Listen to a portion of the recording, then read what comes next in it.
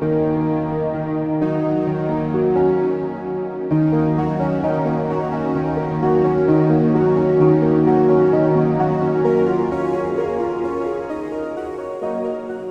I'm going to be painting this seascape down here in the bottom third and then a large kind of stormy sky.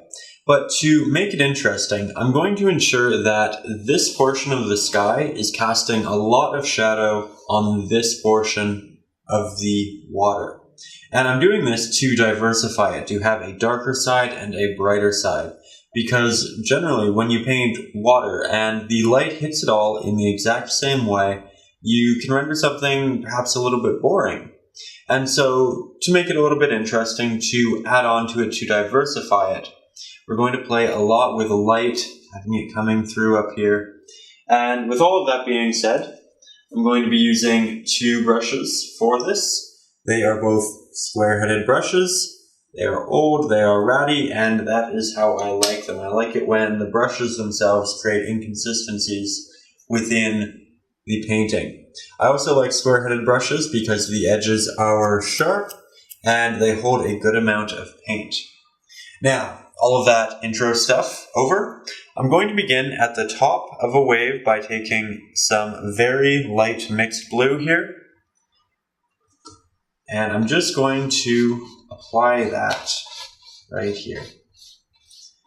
Brush strokes and direction does matter, however, because I'm just applying it to begin with, I'm being a little bit looser, moving it around, and then I kind of move it back directionally the way I want.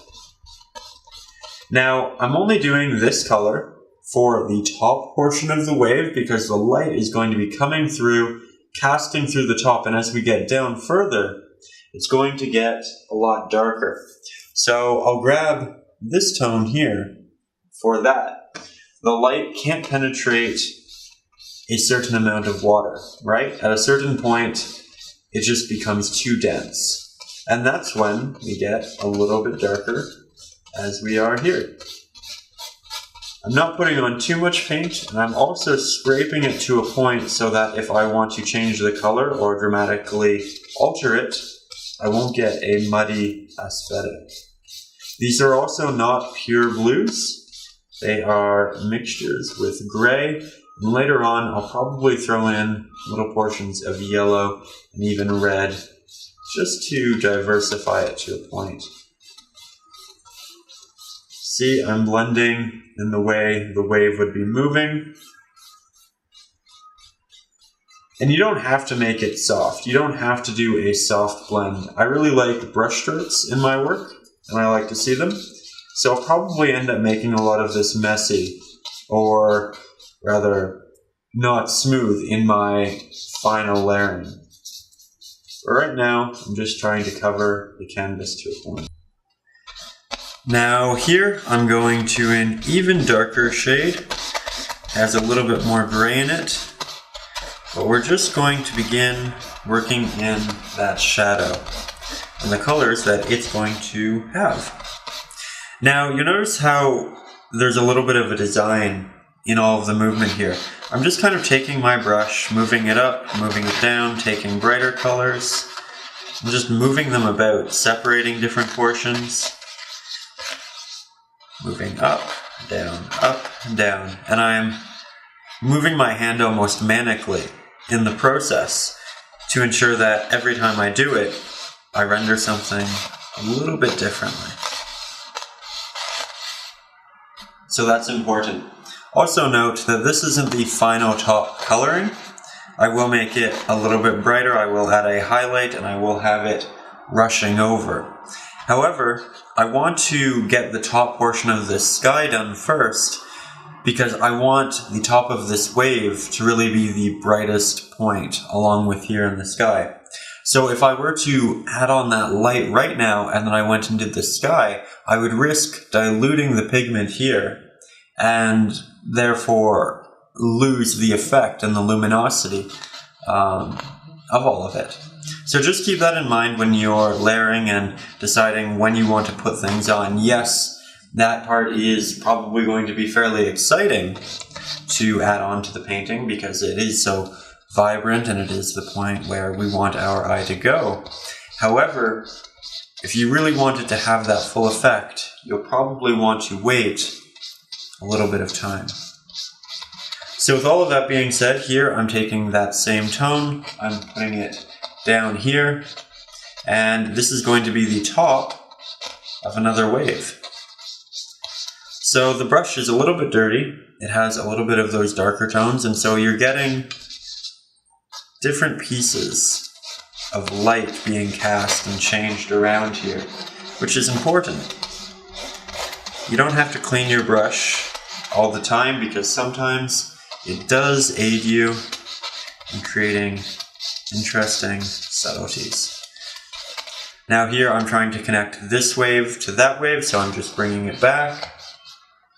Then we'll get a darker color for a transition, have them touch, and then I'll just do what I was doing before, manically moving up and down, adding more pigment, and just continuing that process.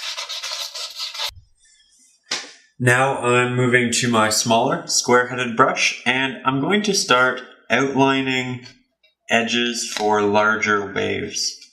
And the idea here is that portions of this wave are going to be jetting out, right? Much like rocks. And so the light's going to be hitting them and illuminating almost like the tip of it. So what you want to do is pick an illuminated area, such as this, and then you pick one side of it, depending upon where the light's hitting.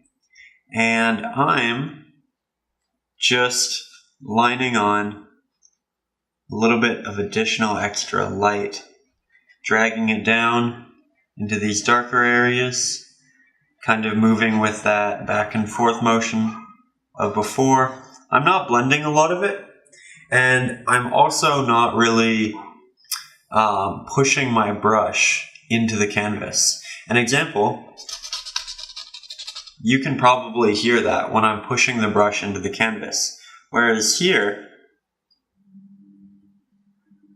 probably don't hear anything at all, because I'm just letting the pigment come off on the canvas. This is a way of ensuring that it's not blending with the pigment underneath, and you're just getting that pure color on top.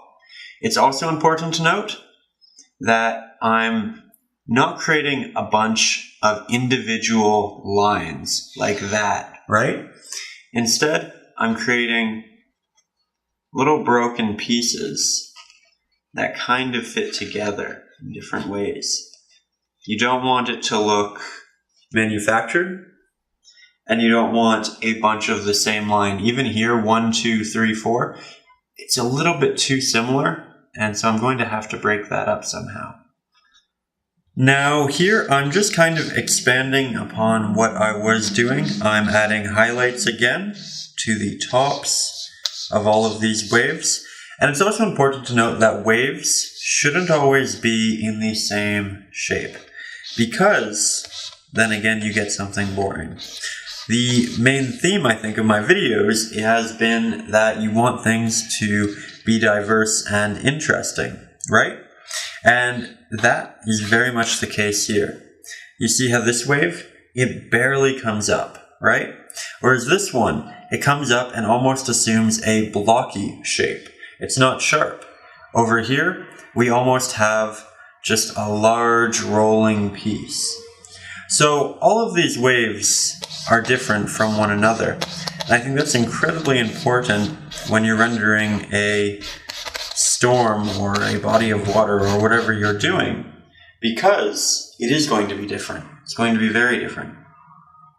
Now, with all of that being said, we're applying our darker areas as well on the opposite sides, just like that, blending it up into the top.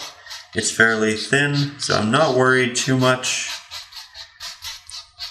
And then I can work in the directional strokes as well. And as we get farther this way, we will be getting darker. So I'll move into a darker pigment there, and just kind of continue in this movement I will take colors like that though, and I'll move them back into other areas. As we added the lighter areas, you can also do that with darks, just for a little bit of detail.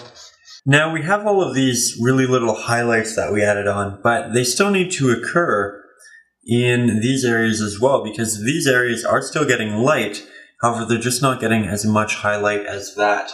So what I'm doing here, I have my highlight color, I have a little bit of a darker color that I've been using, and I blended them.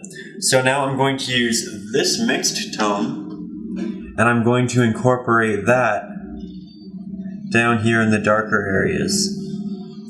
Now, because it doesn't have the same amount of light hitting it, we couldn't use that same highlight tone, or it just wouldn't really make sense. So here, I mixed a little bit of a darker one. It's a bit harder to see, but that's good because it's creating this contrast, and that's how it naturally should react.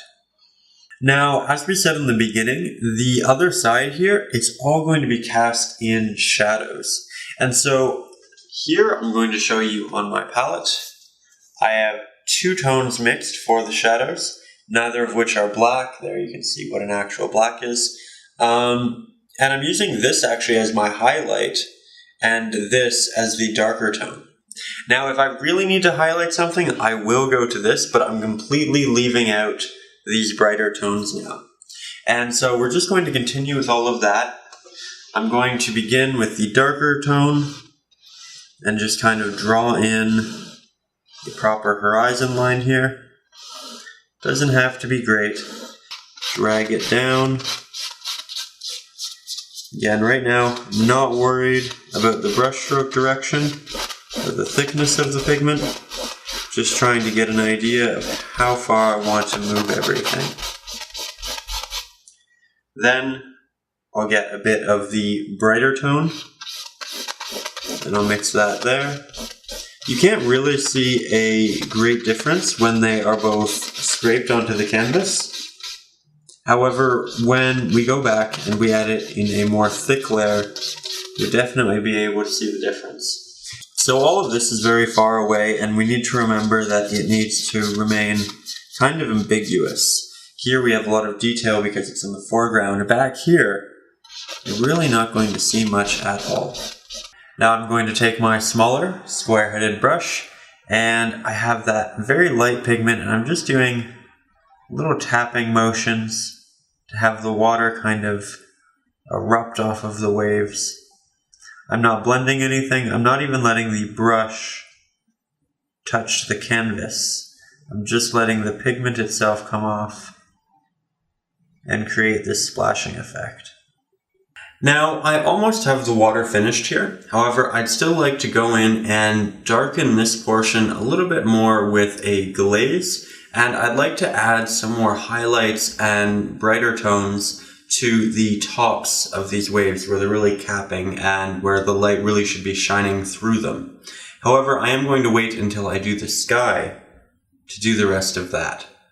So for the sky, I'm going to move on to this main set of colors, and I used these three to mix them. Again, same thing as before. However, it just has significantly less blue in it.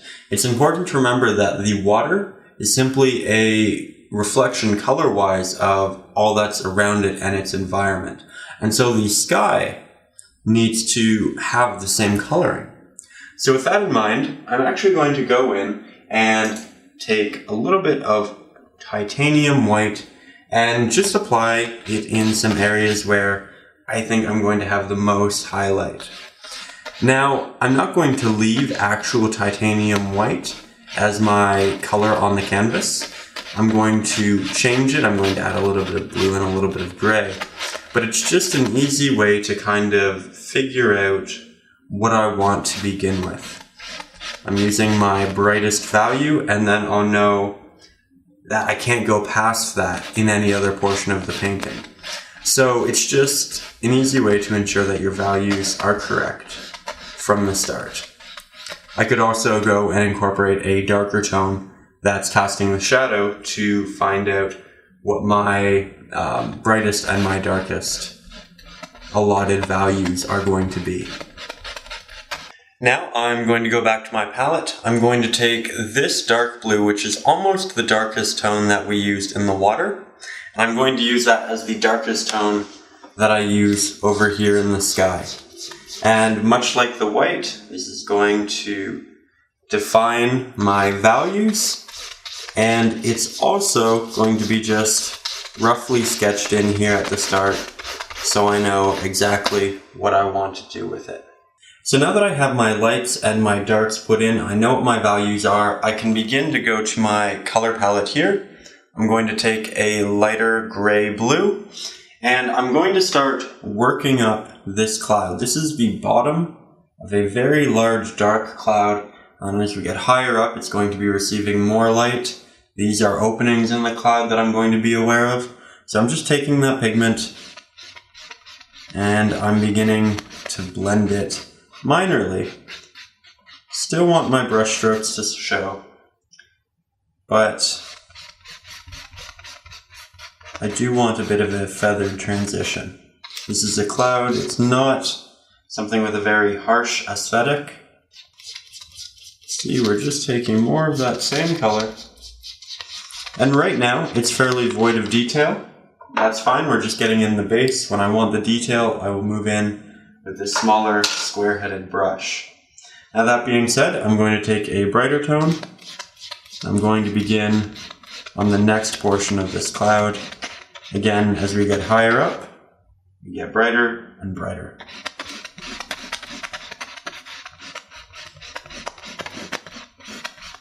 Moving around the white portions, keeping it fairly clean. If I need to get into them, I can. But it's great that they're there so that I know later on what I can and can't do. Now, as we talked about, I just kind of expanded upwards with my colors and my tones, and we moved from kind of a cloud to more of a sky with a tiny bit of cloud in the background. And now I'm taking my darker tones over here, and I'm putting in more clouds. So these ones are going to be kind of just draping over the sky, as so. I'm ensuring that the bottom edge is fairly sharp, and then as we get up towards the top, it fades kind of like these do. And this is just ensuring that we're noting that the light is coming from above them, and that they're still fairly heavy themselves. And because of that, the bottom is dark. I'm leaving little holes and different pieces out of them to ensure that they're different and they're not just this kind of large odd shape in the sky. And I'm moving my brush consistently, rotating it as I'm making these strokes so that I'm not making the same stroke every time.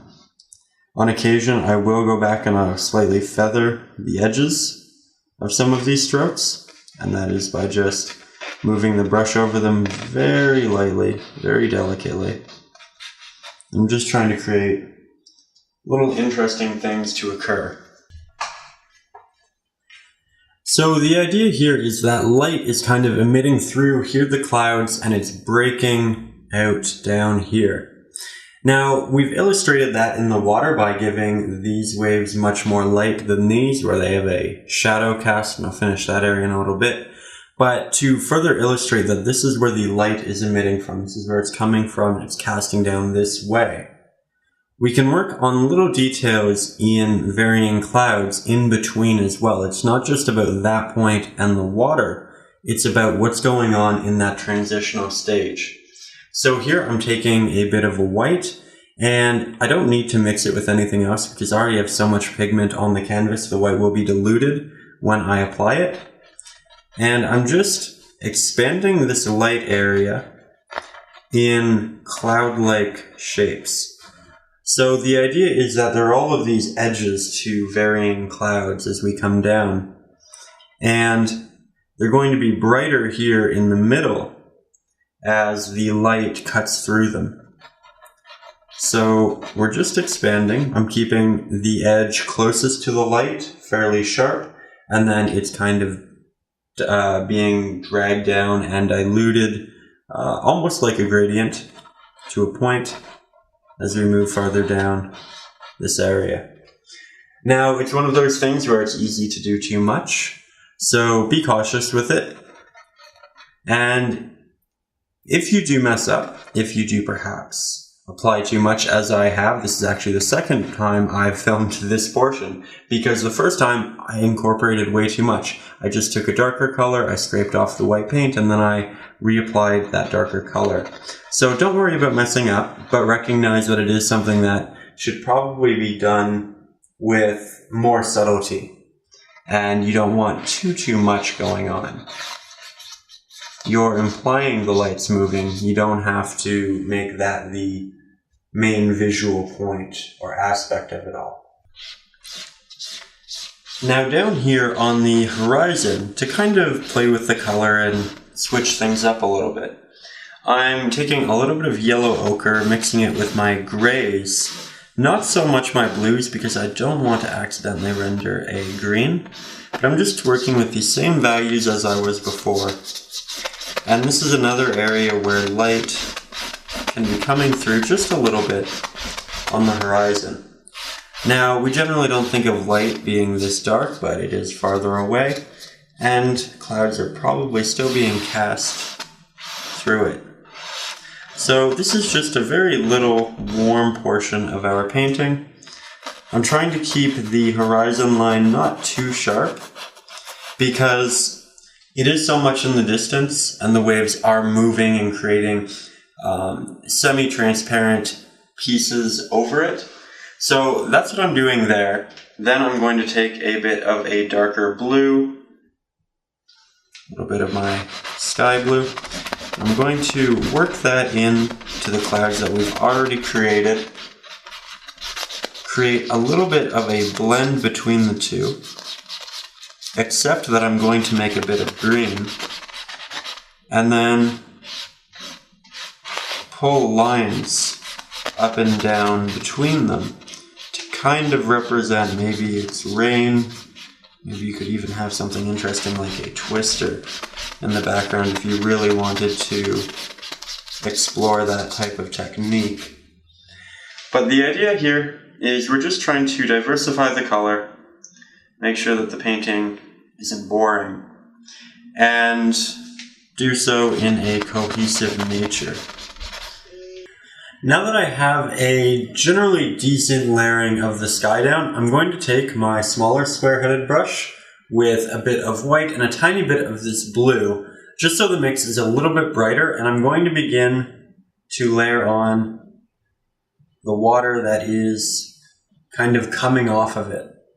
And this is going to be fairly rough. We don't want it to have the same design throughout the entirety of it. I'm not really blending the pigment. I'm just taking it, pushing it on the canvas, not letting the brush really touch the canvas. Just the paint. I don't want the paint to blend with the pigment underneath, because then it won't be as bright. And so when I need more, I just go back to the palette and I get it. I don't try to make the most out of what I have, because again, that could lead to blending and tones that I really don't want in this area. So portions of this are going to be falling, or other portions are just going to be capping at this point. There we are. As we get farther away, then you can blend it a little bit, because you don't want it to be as sharp, as vibrant in the distance. So that is, I give you a bunch of these rules, but there are certainly instances to break all of them. And I don't ever want you to think just because I say something it is the definitive or the right way of doing it, because there are hundreds of ways to do everything in painting, and it's generally not as simple as one thing for every scenario or situation. there are also exceptions to every rule. So these are important things to be aware of.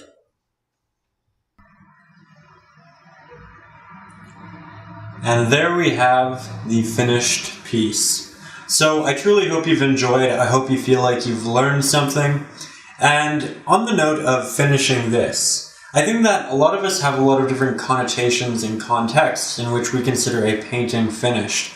I know a lot of people like everything very smoothly blended and feathered, but I really like the strokes of the paint, and so I decided to leave a lot of them. I left a lot of texture here in the cloud at the top, and I just want you to know that a painting doesn't have to be fully smooth and feathered for you to consider it finished.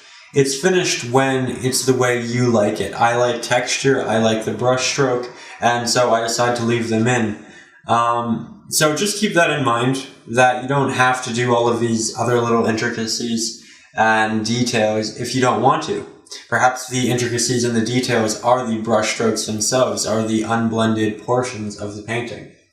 So again, all of that being said, I truly hope you've enjoyed. I hope you've learned something. I hope to see you next Saturday. And above all, stay creative.